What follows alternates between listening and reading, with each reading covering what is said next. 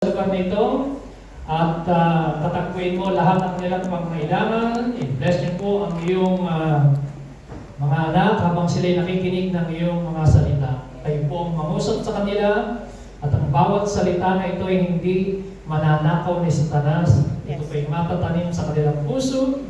At i-bless niyo rin po lahat ng nanonood sa Church on the Rock page, sa Church on the Rock YouTube, at mga inaabot ng tinig na ito. Pagpalain niyo po sila sa pangalan ni Jesus. Amen. Amen. Pwede ko kayong makaupo sa presensya ng Panginoon.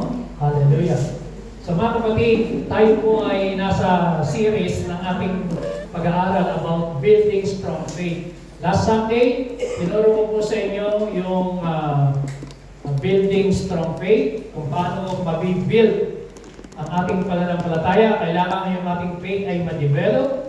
At ngayon pong araw na ito ay pag-uusapan po natin yung growing faith. Sabi natin, growing faith. Growing faith. Alam niyo mga kapatid, tanongin ko po kayo, is it possible for a people to grow old and never grow up? Pwede ba yun? Pwede ba ang tao ay tumatanda pero hindi lumalago? Yes. Tumanda lang sila sa edad, pero hindi lumago yung kaalaman, hindi lumago yung perspective sa buhay, hindi lumago yung pananaw niya, hindi nagbago. So nung si edad na sabihin natin 15 anyos, ganun nung tumanda siya, ganun pa rin, ano? So mga kapatid, hindi po dapat ganyan ang pamumuhay Kristiyano. Ang isang tunay na Kristiyano na born again, dapat po siya ay lumalago. Ang palatandaan ng isang bagay ay buhay, lumalago siya. Amen? Halimbawa, yung isang buto, pag meron kang buto ng okra o buto ng sitaw, na yung buto na yon ay nasa isang bote lang, nasa yung cabinet, hindi mo itinanim, hindi yung lalago, hindi mo mabubuhay. So, ganun din po yung Word of God. Ang Word of God is like a seed. Pag ang buto ay natatanim sa puso, mayroon kang makikitang manifestation. Makikita mo, lumalago. So, dahil pag nakatanim siya, there is life. Sabi niyo, there is life. There is life. So, pagka may life, ang tawag doon, zoe sa Greek word, the kind of life. Ibig sabihin, pag ang isang tao ay natataniman ng salita ng Diyos, makikita mo sa buhay niya na mayroong epekto yung salita ng Diyos na pinakikinggan niya. There is life. Mayroong buhay.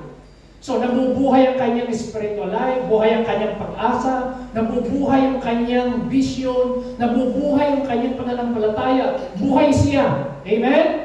Tingnan niyo yung katabi niya, buhay o silok alive or Amen! Amen! Palapakan natin si Lord. Amen? Hindi naman, inaantok lang siguro pero buhay yan. Amen? So mga kapatid, ang Word of God is like a seed. Ang faith natin. Kailangan matanim, lumago. So ang pananampalataya is like a muscle. Sabi niyo muscle. So itong muscles ng tao, kung hindi ka mag-exercise, kahit pumupunta ka ng gym, hindi mo ito mabibuild, mabidevelop, hindi ka magkakaroon ng muscle, lalakas. So, ganun din po sa faith. Kinakailangan intentionally magkaroon ka ng firm decision na dapat ako'y lumago. Amen? So, hindi mo pinag-uusapan yung gano'n ka na makatagal sa Church on the Rock. Hindi yun. Hindi pinag-uusapan dito yung Pastor, matagal na ako sa Church on the Rock. 10 taon na ako, 50 taon. Mula nung nagsimula, nandyan ako. Ang usapan dito, kahit bago ka, pwede kang maunang lumago at maunahan mo pa yung mga dati. At pwede namang ikaw ay matagal na, nasa huli ka. O kaya, pwede namang nasa una ka, yung paglago mo tuloy-tuloy. You are still growing more and more. Your faith is still growing abundantly. So your faith is still growing phenomenally. Makikita mo, depende sa iyong pananampalataya. Kaya kung ngayong araw na ito mga kapatid, ang gusto ko pong ibigay sa inyo, yung faith natin dapat mag-grow. Amen? And this is my purpose. My goal today's message is to encourage you na yung faith nyo kailangan mag-grow. Amen? Are you ready? Amen. Praise God. So, 2 Thessalonians chapter 1, verse 3 to 4. Ang sabi ng Bible, we ought always to thank God for you, brothers, and rightly so, because your faith is growing more and more. Sabi ho ni Paul sa kanyang mga tinuturuan sa Iglesia ng Thessalonica, nagpapasalamat ako sa Diyos kasi nakikita ko na yung faith nyo lumalago. Na? So, ang isang baby na bagong panganak na hindi lumalaki, there is a problem, may problem, something's wrong. Amen? Pag nakita mo, pinanganak yan, isang buwan, hindi lumalaki, 2 buwan, 3 buwan, hanggang 9 months, isang taon, ganun pa rin. Aba, ang tawag doon ay may abnormalities. Amen? So, ganun din po sa Christian life. Kapag matagal ka na sa church at hindi ka lumalago, baka may abnormalities sa iyong di ba? Dapat ang normal, lumalago talaga. Yan ang dapat. Amen ba? Amen? So kaya sabi ho dito ni Paul, ipinagmamalaki niya, sabi niya, thank God, tuwan-tuwa siya.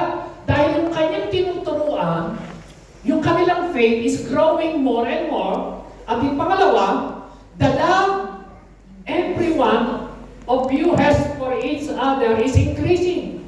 So, makikita niyo mga kapatid, dito po kayo tumingin. Kapag yung faith mo lumalago, yung love, yung pagmamahal sa isa't isa, nag-i-increase kasabay. Amen ba? Amen. Parang konti lang nakaintindihan. Ulitin ko po. Kapag yung faith mo, palago ng palago, yung love mo, nag-i-increase din. Amen. Sabay. So, ibig sabihin ay ganito. Habang lumalaki ang iyong pananampalataya, humahaba rin ang iyong pasensya. Amen. Habang lumalaki ang iyong pananampalataya, tumitindi yung pagmamahal mo sa kapatiran. Amen. Habang lumalaki ang pananampalataya, lumalawak ang pangunawa mo sa mga kapatiran. Amen. Yun ang ibig sabihin, habang lumalaki ang pananampalataya mo, ikaw, yung love mo, naiintindihan mo na yung mga ibig sabihin ng mga musmos na pananampalataya. Kasi ikaw, dumaan ka ron eh. Naintindihan niyo ba? Amen. So yan po ang ibig sabihin ng faith is growing. So mga kapatid, sabi diyan, therefore, among God churches, we boast about your perseverance. Ipinagmamalaki ni Paul, hindi lang yung kanilang pananampalataya, yung kanilang perseverance. Alam mo yung perseverance na sa kabila nung sila'y maraming napagdaanan sa buhay ng mga problema, trials, persecution. At sabi ng Bible, yan o, trials.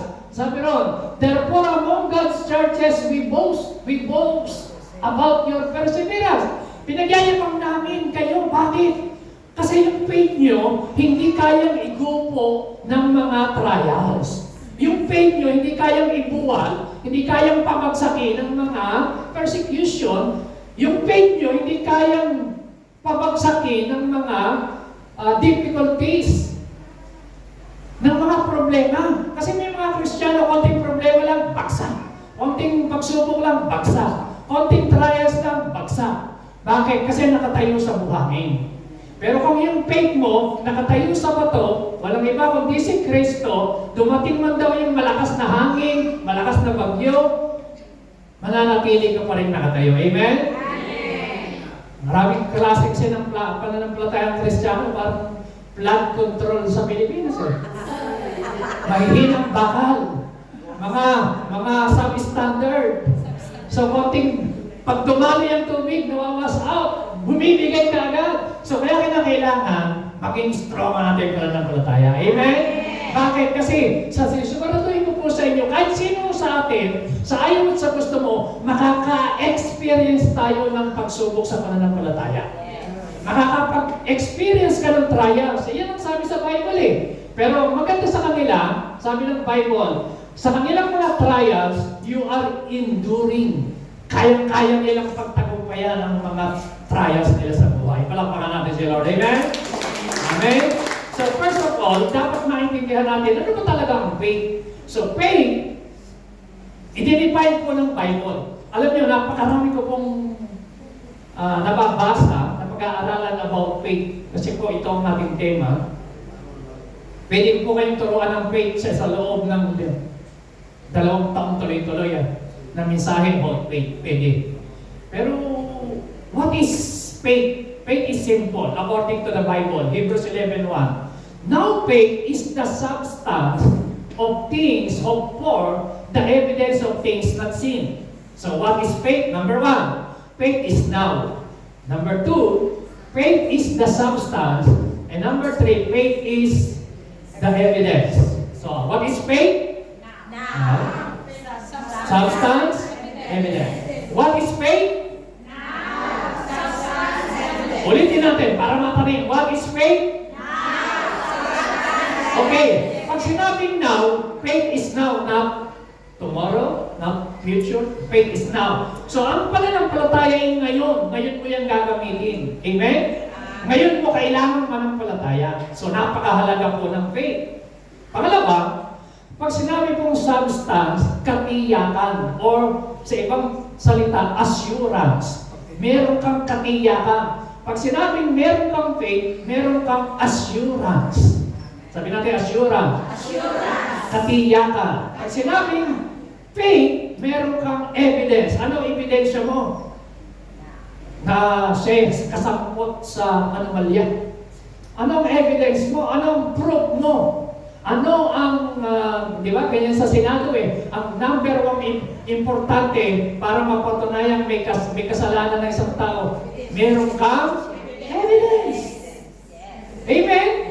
Sa Bible po, para mapatunayan na ikaw ay may pananampalataya, ano ang ebidensya mo? Ayan. Okay? So, yan ang ibig sabihin. What is faith? Okay, i-define po ito ng ibang translation ng Biblia. Pinaliwanag na mas malal, mas magaan. Ito po, sabi niya, now faith is the assurance, the confirmation, the title deed. So, ang pananampalataya, ang ibig sabihin pala ng assurance, ito ay konfirmasyon na ito'y sa iyo at ito ay title deed. Sabi niyo, title deed. Sino sa inyo ang may lupa sa Pilipinas? Kahit sa paso, okay na yan. Sino sa inyo may bahay sa Pilipinas? Tayo, di ba? Tanong, meron ba kayong titulo? Meron. Kung wala kayong titulo, hindi inyo yan. Bakit? Kasi wala kayong katunayan, wala kayong assurance. Kaya pwede mong i-claim, pero hindi mo pwedeng ipaglaban. Pwede mong i-claim na sa iyo, pero hindi mo pa pwedeng ibenta yan ng 100. Bakit? Wala kang assurance. Anong tawag sa assurance? Title deed. Sabi niya title deed. So, mga kapatid, makinig kayo na ang ibig sabihin pala ng pananampalataya, ito ay title deed. Meron kang assurance na iyan ay sa iyo. So, ngayon, ano po ang ating katunayan? Kung meron kang lupa, limbawa meron kang 1,000 square meter, ito yung titulo mo. So, titingnan niya, pag ikaw ay pumunta sa DAR, ito naka-record, no? Titingnan kung yung titulo niya, yung lupa ay nakapangalan sa iyo. Title deed, titulo. Marami na rin yung namimigay na titulo ngayon. Namimigay, pero kung talagang sa iyo, mga kapatid, sa iyo, walang makakaangkin nun. Amen? Pwede mong ibenta, pwede mong isanla, pwede mong gawin. Magtayo ng bahay kung ano sa iyo lupa na yun. Okay, ang tawag doon is title deed. Ngayon, ang tawag doon sa title deed of the things we hope for being the proof of things. So, yung palang title deed, the proof of ownership. Sabi niyo, proof of ownership. Proof of ownership. So, ano ang pruweba mo na yung kotse mo ay sa'yo? Papeles. Ha? Anong pruweba mo? Papel. Anong tawag sa papel? Anong tawag sa papel na tinitingnan ng polis kapag kaya nakahuli tayo? Hindi, iba yung license. Ha? Dokumento. Yung dokumento, yung petsa teknika na nandun lahat yung detail. Nakapangalan sa iyo, kailan mo binili, nandun lahat. So ngayon, sirkulasyon. Alam niyo po, nung isang araw, pinarap ko ako ng polis, sabi ng polis sa akin, yung kotse mo hindi sa'yo napangalan, sabi ko sa polis. No, meron akong papel, gusto mong makita, yung kotse na ito nakapangalan sa akin. Sabi ng polis, no, hindi na kailangan. Naniniwala akong sa iyo nakapangalan sa iyo yan. Kasi may hinahanap pala sila ng mga nanloloko na nandito, na wanted, na ginagamit yung sasakyan, pero hindi mo, kinakarnang baga lang. So mga kapatid, ang pinakikita ko, kapag meron kang papel na pinangahawakan, iyan yung proof of ownership. Amen? Amen. Ang tawag dyan, title deed, yan po ang faith. Faith is now, faith is the evidence, faith is assurance. Ano pa? Ang sabi dyan, being proof of things. Ito pa, ang faith is the conviction of the reality. Ito, magandang meaning ng faith, according to the Bible. Faith, perceiving as real, but what is not revealed to the senses. Okay, makinig kayo mga kapatid. Ganito po yung sabihin ng faith. Diyan pa ba kayo? Amen. So ang faith, ang pananampalataya, ito ay katotohanan na hindi mo pinaniniwalaan dahil nakita ng iyong physical eyes, o dahil narinig mo, o dahil naramdaman mo ng iyong mga senses. Ang tunay na pananampalataya, mga kapatid, naniniwala ka dahil ang basihan ng iyong pananampalataya ay sinabi ni Kristo, sinabi ng Word of God. The basis of your faith, walang iba kung hindi ang salita ng Diyos. So ang salita ng Diyos, mga kapatid, this is your title deed. This is the proof of your ownership. Amen? So, gaano karami ang pangako ng Diyos sa Biblia? According sa mga Bible scholar, there are 7,000 promises in the Bible. So, ilan dito yung nakiklaim mo? Ilan dito yung naaangkin mo na sa iyo, na ikaw yan, na meron ka niyan in Christ? Amen? Ilan dito ang meron kang alam sa pangako? So, hindi mo nararanasan na i-enjoy yung mga pangako ng Diyos kasi hindi ka sigurado kung iyo yan. Pero mga kapatid, faith is your title deed. Ang title deed mo, ang proof of ownership mo, ang evidence mo, because the Bible says you are the Son of God. Because the Bible says God will provide for you. Amen? The Bible says 2,000 years ago, by the stripe of Jesus, you are healed. Sabi niyo, the Word of God is the proof of my ownership. Ang ibig sabihin ganito, every promise is a promise. Every promises ng Panginoon, a promise lang. So, dapat mong i-claim, sabi ng salita ng Panginoon, sa latay ni Jesus, ako'y magaling na, this is mine. Amen. Amen. The proof of your ownership is the Word of God. Hindi yung sinabi ni pastor, hindi yung sinabi ni sister, hindi yung sinabi ni brother, hindi yung sinabi ng amo mo, kundi yung sinabi ng salita ng Diyos na you are blessed with every spiritual blessing in the heavenly realm. So that's why you are blessed, because the Bible says you are blessed. Amen? Kaya ka blessed, kasi sinabi ni Lord na you are blessed. Sabi mo sa katabi mo, sister, you are blessed. Hallelujah, praise the Lord. Amen? Amen. So, faith is, the Bible is the proof of your ownership. Sa'yo yan. Ikaw ang may-ari ng mga pangako na yan. Nag-aalala ka. Ano ang pangako ng Diyos? Huwag kang mag-aalala. Huwag kang magbalisa. Sana mo yung kakainin, sa iyo mong iinumin, sa iyo mong daramitin. Diba? Tayo sobrang nag-aalala eh. Paano na kaya kung mawalan ako ng trabaho? Paano na kaya pambayad ko sa bahay? Ano na kaya ang pambili ko ng pagkain? Mataas pa naman ang bilihin ngayon. Anong sabi ng Matthew 6 verse 33? Huwag ka. Unahin mo ang kaharian ng Diyos. Pag binasa mo yung Matthew 6, di ba? Huwag kang magbalisa. Seek ye first the kingdom of God and His righteousness, and all these things shall be added unto you. Palakpakan natin si Lord. Amen?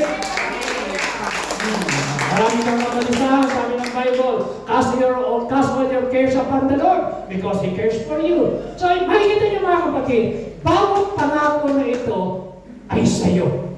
Amen. Pero bakit maraming Kristiyano hindi ito na-enjoy? Una, hindi nila alam yung pangako ng Diyos. Pangalawa, wala silang pananampalataya na yung pangako na yun, hindi nila alam ay Kanya. Amen? Kaya sinabi ng Bible, you are more than conqueror. Sabi niyo, I am more than conqueror. I am more than Sabi mo sa conqueror. katabi mo, itulong mo, sister o brother, you are more than conqueror in Christ. Sister, you are more than conqueror. Sabi mo, you are victorious. Tanong, nagtatakumpay ba tayo? Amen ba? Amen. Kung minsan kayo, antok lang, hindi natin mapagtakumpay. Pero wala dito na, amen? Dahil lahat tayo kasi palakpakan sila. Okay, let's go to the Word of God sa preaching po natin. Amen? Amen. Number 1, para lumago ang ating pananampalataya, nurture your faith with the Word of God. Sabi niyo, nurture your faith with the Word of God. So, wala pong ibang susi o sikreto para lumago ang pananampalataya natin kundi salita ng Diyos. Amen. Pwede ba kung magkaroon ng honest question? Kaya niya? Pwede ba kung magkaroon ng honest question sa inyo? Pero kailangan ko rin ng honest answer. Amen? Okay. Kasunod tayo. Sino sa inyo nagising kanina ng umaga ay nagbukas ng Facebook? Taas ang kamay. Honest question. Bukas ng Facebook. Nagbukas ng Messenger. Nagbukas ng WhatsApp. Yan, mga tapat. Amen? Sino sa inyo kaninang umaga nagbukas siya ng kanyang Yahoo o ng mga media account? Tayo nagbukas, amen? Ngayon, pangalawang tanong, sino sa inyo nagising kaninang umaga nagbukas ng Bible? Sa cellphone. Nagbasa ako sa cellphone. Merong ilang. Nakikinig sa cellphone. Nagbasa. Yan ang dahilan. Alam niyo na. Yan ang dahilan kung bakit mahinang lumago ang ating pananampalataya. Kasi kung hindi tayo nagbabasa ng Biblia, hindi lalago ang ating pananampalataya. Sabi ni Pastor, nakikinig naman ako sa iyo. Kailan? Ito, tuwing linggo. Hindi mo masama. Ikaw ba kumakain lang na isang beses sa isang linggo? Sino sa inyo kumakain araw-araw ng kanin? Taas ang kamay! Lahat tayo, di ba? May ulam pa, may merienda pa. Ilang beses ka kumain? Breakfast, lunch, dinner, may merienda pa. Kasi ayaw mong manghina ka, right? Tama ba? Kausap ko ba kayo? Bakit ka kumakain? Gusto mong maging healthy ka? Amen? Gusto mo malakas ang katawan mo sa trabaho? Amen? Bakit ka kumakain? Kasi ayaw mong magka-ulcer, ayaw mong magkasakit. So mga kapatid, ganyan din po. Kapag hindi ka kumain ng Word of God, hindi ka magiging healthy. Kapag hindi ka kumain ng Word of God, hindi magiging strong ang iyong pananampalataya. Kapag hindi ka kumain ng Word of God, hindi lalago ang iyong pananampalataya. Baka naman yung mga Bible nyo, kainin nyo literally, ha? Ang ibig sabihin, read the Word of God every day. Pray every day. Palakpakan natin ang Panginoon. Amen! Amen! Anong sabi ng Bible? Kayo ba magbasa? No one can have faith without hearing the message about Christ. So, wala kang makikinig pananampalataya kung hindi ka magbabasa, makikinig ng Word of God. Mga kapatid, last Sunday, tinuro ko po sa inyo yung the noble man, ang sekreto kung bakit lumago yung faith niya from superstitious belief, nagkaroon siya ng supernatural faith. Anong sekreto niya? He took the word of Jesus Christ. He believed and he acted upon the word. So mga kapatid, kinakailangan din lang tayo nakikinig, tinatanggap mo talaga sa puso mo. Amen? At pagkatapos mong mapakinggan at tanggapin, kailangan obey the word of God. Hear and obey. Sabi natin, hear and obey. Hear and obey. Joshua chapter 1 verse 8, alam niyo na po ito. Pero for the sake of our topic, review natin. Anong sabi ng Joshua 1:8? Do not let this book of the law depart from your heart. Ano sabi dyan? Meditate. Sabi niyo, meditate. On it day and night so that you may be careful to do everything written in it. Then you will be prosperous and successful. Tanong, gusto niyo bang mag-prosper? Everybody, question. Gusto niyo mag-prosper? Gusto niyo maging successful? The key word is meditate. Sabi niyo, meditate. Alam niyo po yung salitang meditation? Sa Greek word, sa Hebrew word yan, dalawang bagay. Sabi po sa Psalms chapter 1 verse 2, but his delight is in the law of the Lord, on his law, and he meditates day and night. So yung, kapag doon nagme-meditate ka, para kang puno nakatanim sa bakis, nagbubunga. Hindi nalalantay yung dahon, magbubunga ka palagi. And whatever he does, prosper. Tingnan niyo po, dalawang verse ang nagsabi, pag ikaw ay nag-meditate ng Word of God, magpa-prosper ka. Ano yung pinakikita? Magpa-prosper ka, una, spiritually, magpa-prosper ka financially, magpa-prosper ka emotionally, magpa-prosper ka physically, pag ikaw ay nagbubulay ng Word of God. Amen? Amen. Amen naman? So, anong ibig sabihin ng meditate? Sabi niyo, meditate. Alam niyo po yung salitang meditation sa Hebrew word ay yaga. Dalawa po ang meaning yan na pinag-aralan ko, nakita ko, dalawa. Isang yaga, ibig sabihin nun, to matter, to imagine, to visualize, to speak, to declare. Kaya pagka sinabing meditation, hindi ibig sabihin lang nakapikit ka, na nag-iisip ka, hindi lang gano'n. Ang meditation, yung binabasa mo, sinasabi mo, kamukha po nung in-exhort Sister Joy, yung babaeng dinudugo, sabi niya sa isip niya, mahinto ko lamang ang laylayan ni Jesus ako'y gagaling. Alam niyo po, meditation yun. Hindi lang niya iniisip, sinasabi niya, dinideclare niya, ginawa niya. Amen. Amen? Amen. O, ngayon, anong minimeditate natin? Dapat ho, mag-meditate tayo ng Word of God kung gusto talaga natin lumabo. Amen ba? Palakpakan natin si Lord. Amen? Malakas na palakpakan ng Lord. Amen? Kasi, pag ginawa natin yun, tulad ka ng puno na nakatanim sa tabi ng bakis. Hindi mo na, nakakita na kayo ng puno na isang nakatanim sa bakis, isang puno na nasa disyerto. Ano mayayari? Yung nasa disyerto, walang tubig, matutuyo, mamamatay. So yung puno nakatanim sa tabi ng agusan ng tubig, laging sariwa. So yan ang dahilan, pagka may mga Kristiyano mukhang nalalanta ang dahon, hindi nagiging mabunga. Ibig sabihin baka hindi nagme-meditate ng Word of God. Kaya mga kapatid, alam niyo po sabi ng Luke chapter 8 verse 12, si Satanas, ang ninanakaw niya yung Word of God. He is after the Word of God. Amen? Halimbawa ngayon, nakikinig kayo. Amen ba? Amen. Alam niyo ba na pwede kang nakikinig ngayon pero hindi mo maintindihan at yung pinakikinggan mo hindi matanim sa puso, pag alis mo rito, wala rin nangyari? Kasi ninakaw lang, tinuka ng ibon. So, para huwag tayong mag-believe at huwag daw tayong mag-say at huwag tayong lumago. After siya sa Word. Kaya pag nakikinig ka ng Word of God, dapat active ka. Ikaw ay nagsusulat ka, nagle-lecture ka, alerto ka. Nung minsan ka, nanonood ako sa TV, sa YouTube, itong nakaraan lang dito sa araw, meron pong isang pastor, ang pinagtuturuan niya 100,000 seating capacity yung glory dome. Alam niyo, tinignan ko, inobserbahan ko yung mga nakikinig. May tigit-tigisak, may mga papel, may notebook, talagang pakinig na pakinig. Sabi ko, anong klase ang meron sa mga tao na ito? Pag ganito sila kauhaw, kasabik, ka-alert, ka-alive sa pakikinig ng Word of God? Anong meron sila? Iniobserbahan ko, may ballpen silang hawak, may notebook. Sabi ko, wow. Sabi ko, Lord, gawin niyo nga po ganyan ang lahat ng church ng Darang. Amen. Kunti lang ang mag-reata sa akin.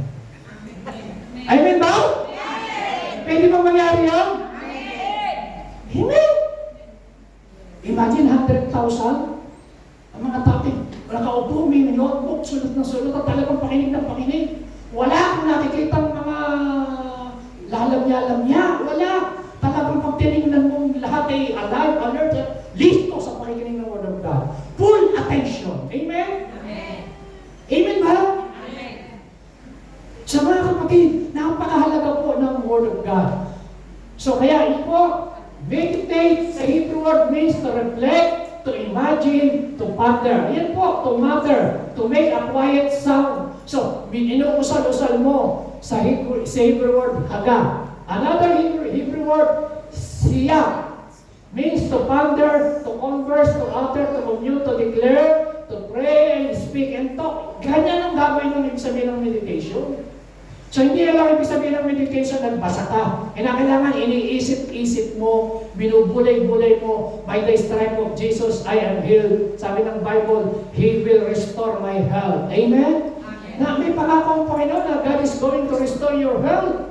Kaya niyang ibalik, i-restore ang iyong kalusugan. So, kapag yun meditate mo, ulit-ulit ka, thank you Lord, hallelujah, amen. So, naiiba yung pakiramdam mo, maya-maya, malakas ka na. Amen? Subukan nyo lang. Mag-imagine kayo, mag-isip kayo ng puro problema. Diba? Maya-maya, naapektuhan ka na. Maya-maya, umiiyak ka na. Maya-maya, wala ka ng ganang kumain. Maya-maya, pumupunta ka na sa bintana, hinahanap mo yung lubid. Bakit? Imagine, dahil iniisip mo, puro negative. Puro problema. Ang tawag ng meditation. Kaya kung yung sasabihin, di ako sanay mag-meditate, lahat kayo sanay tayo mag-meditate. Amen?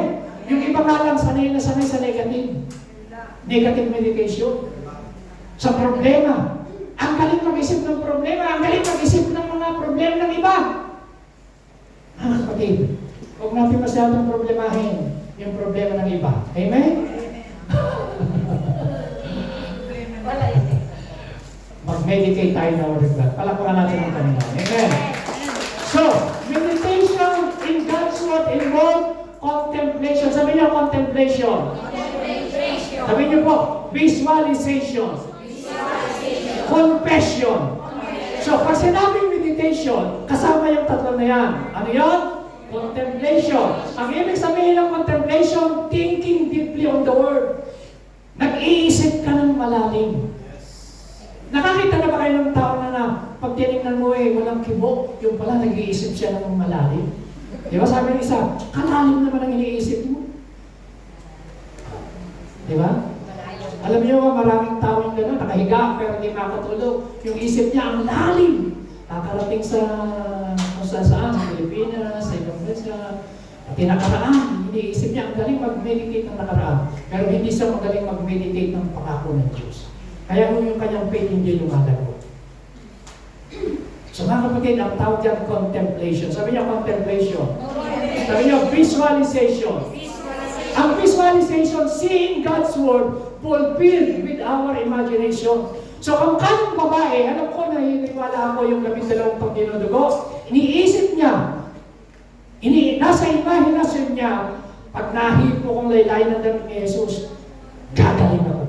Alam niyo mga kapatid, kung may sakit ka ngayon, na-imagine mo ba na wala kang sakit?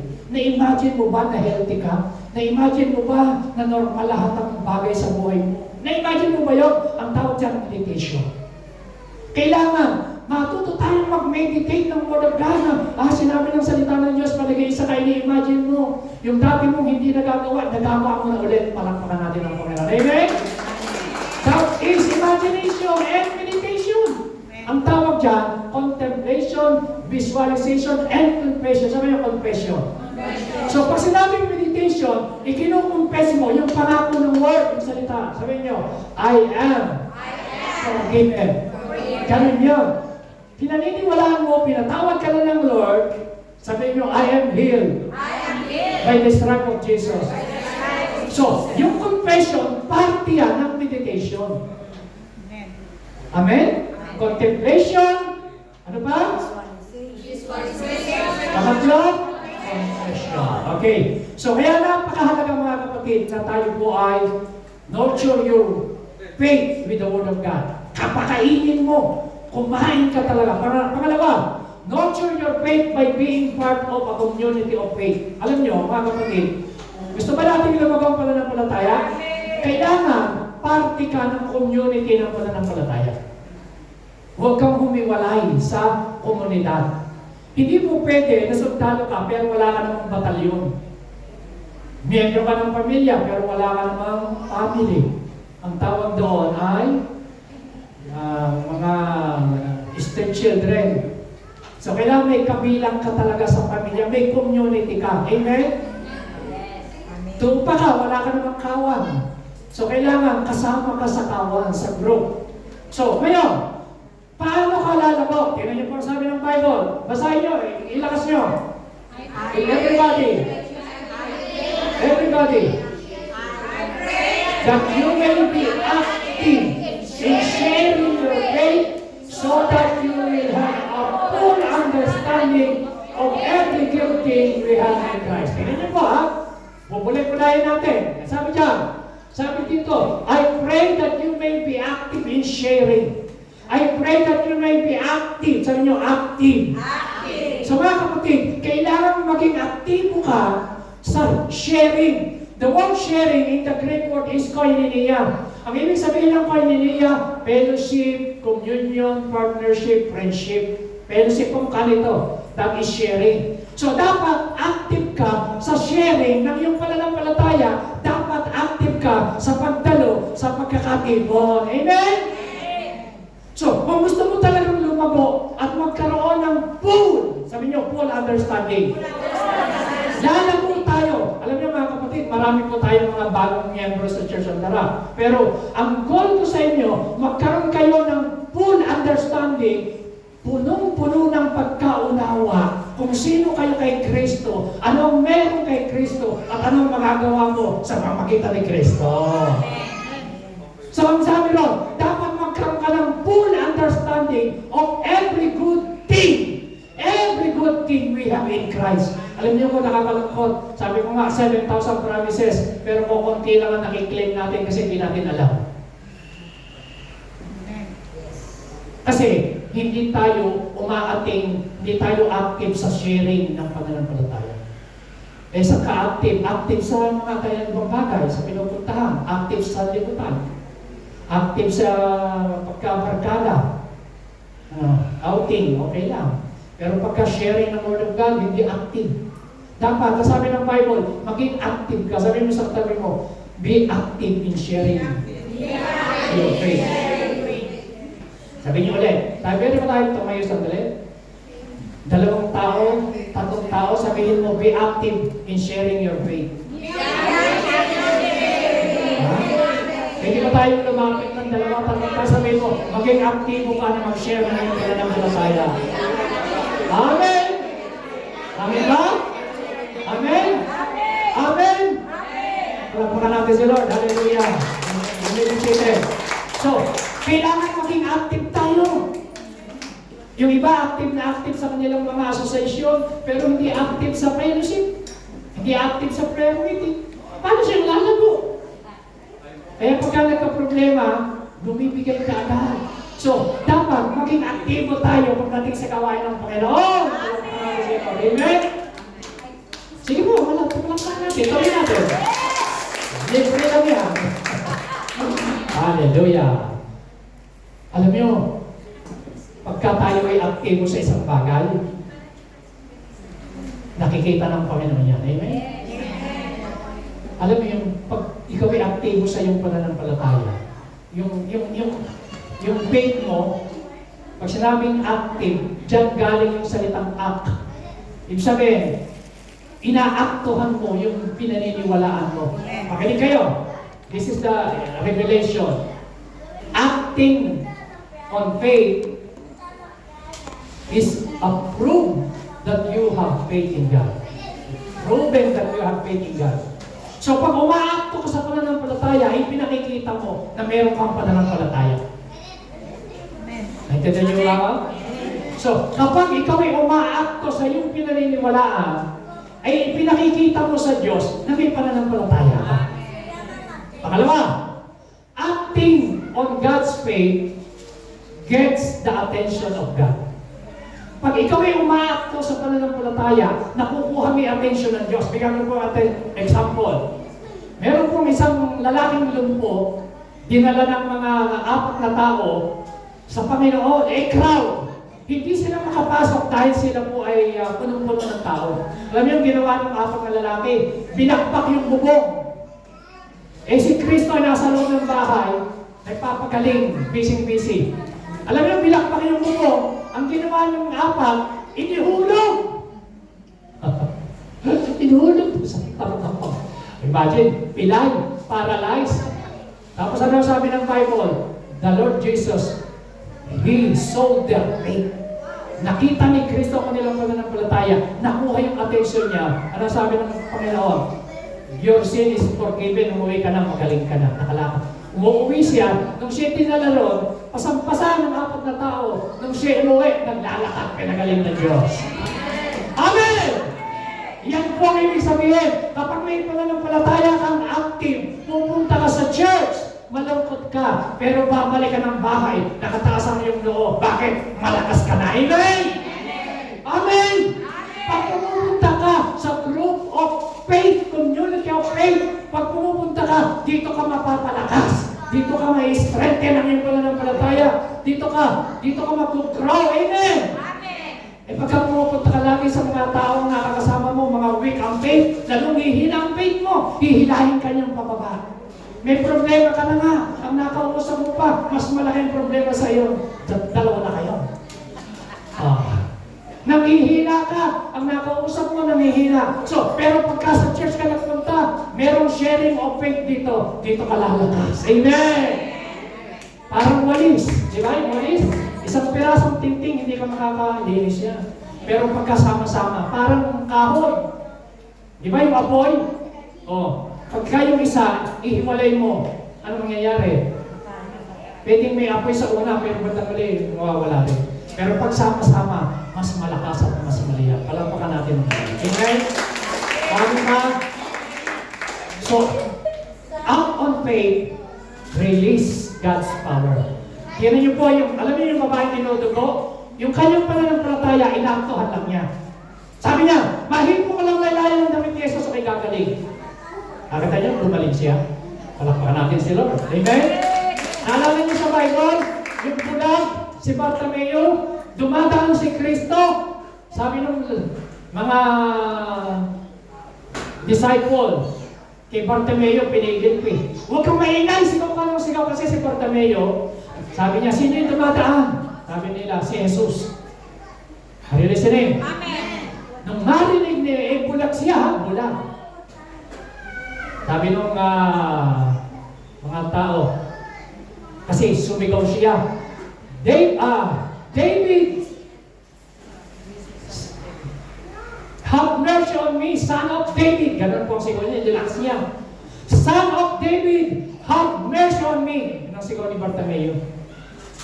Narinig ng mga disciple, pinatigil, sabi niya, tumigil ka nga dyan, ang ingay-ingay mo. Pero alam niyo yung ginawa ni Bartimeo, lalo pa niyang inilakas ang sigaw niya, Son of David, have mercy on me. Kasi sigaw niya, siguro lumabas na ugat dito sa liig. Alam niyo, nakuha yung attention ni Kristo, bumalik siya. Nakalagpas na eh. Nilagpasan na siya ni Kristo. Alam niyo ginawa ni Kristo, bumalik siya. Ang ibig ko sabihin, act on faith gets the attention of God. Pag umaakto ka sa pananampalataya, yung attention ng Diyos, nakukuha mo. Kaya nga hinangaan ng Diyos yung centurion eh. Kasi sabi niya, Lord, just say the word, my servant will be healed. Humanga si Lord sa pananampalataya niya. Ganon din yung babaeng kananay tuman, yung kanyang anak may sakit. So mga kapatid, ano ang pinakikita mo sa Lord? Kinakailangan yung faith mo, inaaktohan mo. Active ka sa iyong pananampalataya. Bakit? Faith without work is dead. Faith without work is dead. Patay. Kung may faith ka, hindi ka naman umaakto sa iyong pinaniniwalaan. Useless lang. Patay. So, dapat, kung naniniwala ka na ikaw ay blessed, umakto ka, na talagang you are blessed. Amen? Amen. Kahit may problema ka, umakto ka na you are conqueror and victorious. Alam nyo, makikita ng Diyos ang iyong faith, i-bless ka ng Panginoon. Amen. Bakit? Faith naniniwala tayo kahit hindi pa natin nakikita. Faith believes kahit hindi mo pa nakikita. Hindi tayo to see is to believe. Amen? Amen. Praise God. Tingnan niyo po ang sabi ng Hebrews 10:25, not forsaking or neglecting to assemble together as believer, as in the habit of some people. Dapat maging habit. Ano mo ba habit? Ugali natin na tayo pumupunta sa fellowship. Bakit? Dahil dyan daw tayo lalakas, dyan tayo mabibless. Kaya nga po sa Bible mga kapatid, lalo na raw malapit nang dumating ang Panginoon. Tignan niyo sabi ng Ecclesiastes 4:9-10, kayo po bumasa, two are better than one. Because together they can work more effectively. Verse 10, bakas niyo po. One then falls down, the other can help them. But if someone is alone and falls, it's just too bad because there is no one to help him. So yan ang importante mga kapatid, kaya dapat may ka-fellowship ka, may community ka, may kapamilya ka. Amen! Pag nanghina ka, meron na magpapalakas sa iyo, pag kumagsa ka, may magtatayo sa iyo. Amen? Amen? Yan ang kahalagahan. Two is better than one. Eh pag nag-iisa ka, walang mag-encourage sa iyo. Bagsak na tayo. Wala pang hindi natin alam kasi lumalayo tayo sa pananampalataya. So mga kapatid, lalo tayong mag-active sa community. Palakpakan natin ang Panginoon. Amen? Ano sabi sa ibang translation? Tinignan ko po ang ganda. Basahin niyo. You are better off to have a friend than to be all alone. So maganda, magkaroon ka ng kaibigan. Kaya kung hahanap kayo ng kaibigan, humanap na kayo ng kaibigan sa loob ng church. Amen ba? Kasi diyan ka, meron kayong may isang pananampalataya na nakakasigurado ka na hinihila ka sa church. Eh pag ang kaibigan mo eh mahilig sa bingo, diyan kayo hilahin. Lika dito. Sabi nga eh, the same weather. Oh, alam niyo yan eh. Sabi nga, tell me your friend, I will tell you who you are. Oh. Kaya yung mga mangungurakot, ang kaibigan din nila. Okay. So, sabi ng Bible, a friend, magkaroon ka ng kaibigan na tutulong sa iyo. Sabi ng verse 10, if you fall, your friend can help you up. Alam niyo mga kapatid, sa totohanan, dito sa church, kahit hindi mo natin nagagawa 100%, pero pagka talagang merong nangangailangan, may nangihila, nalalapaypay, ini-encourage natin, tinutulungan natin. Amen! At yun sa lahat, pinag-pray natin! Eh, yung prayer naman, napaka-powerful na yun! Amen! Eh kung ang pinupuntahan mo, eh mga bad company, ano sabi ng Bible? Don't fool yourself, bad friend will destroy you. Hindi ba rin ang kaibigan ko si Kuya Tolo, praise God, nagtagumpay na sa alak yan. Hallelujah! Sa kanya na lang ako sasama. Amen! Amen ba? Eh kapag ang kaibigan may mahilig sa alak, di lagi kang aayain na sa inuman. Bakit? Bad friend, corrupt good character. Amen mga kapatid? Last, tapos na po ako. Nurture your faith with testimony of faith. Pangalawa, na itinuro ko kanina, nurture your faith with the community of faith, sharing. Una, nurture your faith with the Word of God. Ito ay yung pangatlo. Basahin niyo po. Nurture your faith. So, paano tayo lalago? Kailangan tayo ay merong mga patutuo sa ating pananampalataya. Sabi ng Bible, Psalms 105 verse 2. Sing to Him, sing praises to Him, meditate and talk of all His marvelous deeds, and devoutly praise them. Alam niyo po, pinakikita ng Bible, sabi po ng salmista, na dapat daw nating i-meditate at dapat nating pag-usapan yung mga kahanga-hangang ginawa ng Diyos sa buhay natin. Sino sa inyo ang aamin na mayroong ginawang kabutihan ng Diyos sa buhay mo taas ang kamay? Ako, dalawang kamay. Lahat ba tayo? Yes! Naniniwala ka ba na naging mabuti ang Diyos sa iyo? Yes! Alam niyo po, sabi ni David sa Psalms 23, surely the goodness and mercy shall follow me all the days of my life. So, hinahabol tayo ng kabutihan ng Diyos. Amen? Kaya nga may kantang iba, yung goodness of God. Yung goodness ni Lord, hinahabol tayo ng kabutihan ng Panginoon. God is good. Amen? Amen. Ngayon, yung mga mabubuting bagay, yung mga himalanang ginawa na Diyos sa atin, lahat tayo may patotoo. Amen ba? Lahat tayo may patotoo ng goodness ng Panginoon. Amen? Masasabi mo, Pastor, ang patotoo ko, dati ako'y hinangos, dati ako'y ganito, pero hinango ako ng Diyos. Dati ako'y nasa kadiliman, binago ako ng Panginoon, dinala ko sa liwanag. Dati ako'y chismosa, pero ngayon, hindi na. Amen? Dati si Marites ako, ngayon ay si Marisol. Wala dito na. Amen na. So, dati ako ay, mga kapatid, dati hindi ako nagbabasa ng Bible, ngayon nagbabasa na ako ng Bible. Amen? Dati, di ba lahat tayo may sino sa inyo ang aamin na may patotoo ang Diyos sa buhay mata sa kamay? Lahat ba tayo naniniwala may kabutihan ng Diyos? So, mga kapatid, ang dapat natin pinag-uusapan ang sabi dyan, remember His miracle, remember His wonder, remember His goodness. Kung paano ka, ikaw ay nasa aksidente, mapapagkala sa sakay mo, hindi ka na aksidente, that is the goodness of God. Amen? Ang dami-daming nauuntog, ikaw hindi ka nauuntog. Ang daming nasasaktan, hindi ka nasasaktan. So ikaw ay nagkautang, pinagpala ka, nakabayad ka ng utang. Amen?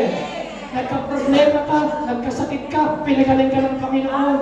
So, marami po tayong mga patotoo, mga kapatid. Lahat tayo mayroong testimonies ng goodness ng God. Amen? Yes! Yes! Pero ito po malungkot. Ito malungkot. Ang malungkot, maraming mga Kristiyano, nakakalimutan nila yung kabutihan ng Diyos sa buhay nila. Tingnan niyo po, ang dapat daw natin gawin, one generation shall love your works to another and shall declare your mighty acts. Verse 5, on the glorious splendor of your majesty and on your wondrous work I will meditate. Sabi ng Word of God. Minimeditate ko yung kabutihan ng Diyos. Pero alam niyo po ang nangyari, itong malungkot. Nangyari sa mga Israelita. They forgot His word and the wonders that He has shown them. Alam niyo po mga Israelita, makinig kayo. Kitang-kita ng kanilang dalawang mata na kung paano nahati yung Red Sea. Kitang-kita nila. Amen ba? Amen. Miracle ba yan o hindi? Kitang-kita nila, wala silang makain, ang Diyos nagpaula ng mana mula sa langit. That is miracle? Okay. Kitang-kita nila, wala silang mainom, ang Diyos nagpalabas ng tubig sa disyerto. That is miracle? Yung tubig na pait, ginawang matamis ng Panginoon. So, that is miracle? Kitang-kita nila na kung paano napakaraming mga miracle, signs and wonders sa disyerto. Iningatan sila ng Lord. Pero mga kapatid, anong sabi ng Bible? In spite of all this, they sin and despite His wonder, and they did not believe. Alam niyo po ba, maraming Kristiyano ay gano'n? Napakarami ng ginawang Panginoon ng patotoo sa Kanya kung paano siya pinatotohanan ng Diyos na ang Diyos ay nagpapagaling, ang Diyos ay nagpapala, ang Diyos ay nagbabago ng buhay. Pero kung minsan nalilimutan natin yung kabutihan ng Diyos. Ganyan na ganyan po yung mga Israelita. Nung wala silang trabaho, nagpipray na magtrabaho, nagkatrabaho. Nung nagkatrabaho, nalimutan yung nagbigay ng trabaho. Si Lord. Nung may sakit, naalala, Lord, pagalingin niyo po ako. Nung gumaling, nakalimutan yung nagpagaling. So, ang sabi ng Bible, they forgot His word and wonders. Yan ang problema ng mga Israelita. Nagkaroon sila ng amnesia. Makakalimutin. Nalilimutan nila yung ginawa ng Diyos sa kanila. Nung walang papel, nakikita mo nasa church. Nung nagkapapel, nalimutan ang nagbigay ng papel. Si Lord. So mga kapatid, Wala na dito. amen ba? Di ba maraming ganon? So hindi ko sinasabi ko huwag kayong pumunta yung mga walang papel. Pero ang point kay ganito, nung sila nasa matinding pangangailangan, naalala nila ang Diyos. Pag may problema, naalala ang Diyos. Pag may sakit, naalala ang Diyos. Pagka walang blessing, walang trabaho, naalala ang Diyos. Pagka pangit ang nangyayari, naalala ang Diyos. Pero pag maganda ng buhay, marami ng trabaho, marami ng nangyayari sa buhay niya, pinagpala na, nakakalimutan na ang Diyos. Kapag ganyan na nangyari, ano ang sabi ng Bible? Kapag itinuloy niyo po yung Psalm 78, sabi ng Bible dyan, hinayaan ulit sila ng Diyos na magka-problema. Alam niyo po ang nangyari sa mga Israelita, bumalik sila sa Panginoon. Sabi nila, now, na-realize nila, He is the Rock of Ages, na siya pala ang pinagagalingan ng lahat ng bagay. So, mga kapatid, pag mga tao nagkaka-problema na, let us go back to the Rock of Ages, which is the Lord Jesus Christ. Amen? Amen. Pero huwag na natin hintayin ang problema pa bago bumalik. Huwag na natin hintayin may mangyari bago bumalik. Amen? Amen ba? Kailan bumalik na tayo sa Panginoon? Kailangan natin yan. Amen? Anong sabi ng Bible? Kayo pumasa Psalms 106, verse 13. Yan yun.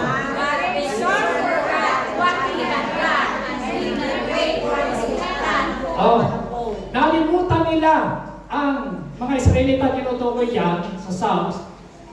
They soon forgot what He had done, yung ginawa ng Lord. At yung plano ng Diyos, hindi na nila mahintay na mangyayari sa buhay nila. Ganyan ang problema ng mga Kristiyano minsan. Ang dami nating gustong mangyari gawin ng Diyos, pero dahil sa ating pagmamadali, hindi tayo makapaghintay. Walang tayo ng pasensya, kulang ng perseverance. So, hindi natupad yung plano ng Diyos sa atin. Amen? Dapat hintayin natin yung plano ng Panginoon. Mga kapatid, so magkaroon po tayo ng pangalawa, nurture your faith with the testimony of faith. Amen? Mga patotoo. Sa Bible, pag nagbasa ka ng Bible, alam niyo po, makikita niyo po ang mga mananampalataya, lahat sila may patotoo. Pag binasa mo ang Book of Hebrews chapter 11, nakalagay dyan buong chapter, listahan, heroes of faith. Listahan ng mga mananampalataya, ng mga because of their faith, sila'y nagtagumpay. Handito po yan sa Hebrews chapter 11. So kaya kung nagbabasa kayo ng Bible, binasa mo yung Hebrews chapter 11, lahat ko ng mga mananampalataya nagtagumpay nandyan. Sabi dyan, by faith, by faith, by faith, puro by faith.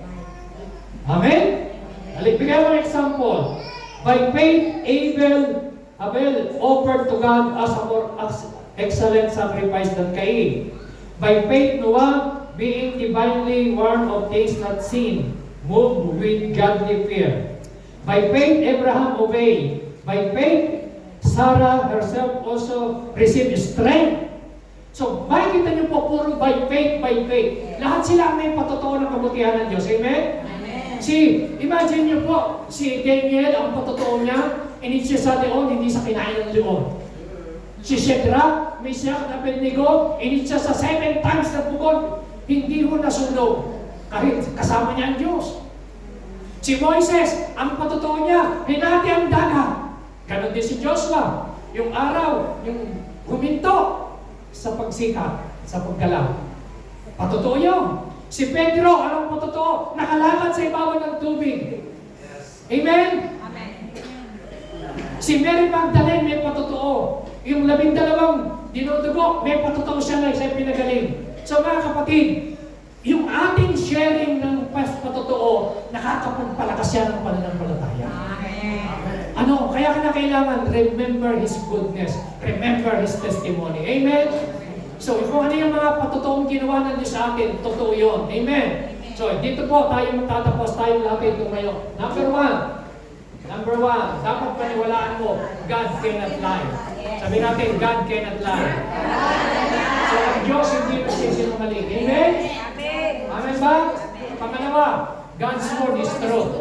Ang salita ng Diyos, totoo. Wala kang mababasa sa Bible na ang Diyos ay nagsinungaling. Pero ang mababasa niyo sa Bible, ang Diyos ay hindi katulad ng tao nagsisinungaling. At sabi ng Bible, kapag ang Diyos ay nangako, tinutupad niya. Amen. Yan ang mababasa niyo sa Bible. So, ano po ang number 1? God. Number 2, God's word is true. Totoo ang salita ng Diyos. John 17:17, sabi ron, sanctify them by the word of God because the word of God is true. John 14:6, Jesus is the way and the truth. No one comes to the Father except through Jesus Christ. So, number 3, God's word will be fulfilled. Alam niyo po, ang salita ng Diyos, hanggang kalit-liit ang tuldok matutupad.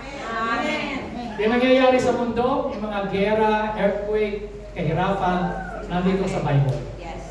Amen? Lahat matutupad. And number 4, God never fails. Kailanman hindi nag-fail ang Panginoon. Wala kang makikita sa Biblia. And number 5, God is faithful. Tapat siya sa kanyang mga pangako. So mga kapatid, kapag ganyan po ang pananaw natin, ang ating pananampalataya, number 1, nurture your faith with the Word of God. Amen? Kailangan natin makinig, magbasa, mag-meditate. Number 2, nurture your faith. Magkaroon tayo ng sharing of faith. Madali. Okay.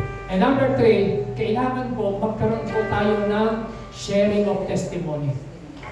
Alam mo po, pag ikaw ay nakapakinig ng mga patotoo na ginawa ng sa buhay nila, yung faith mo na strength. Amen? Yung faith mo na bless ka na, encourage ka na. Kaya sabi ng Bible, encourage one another. Sabi natin, encourage one another.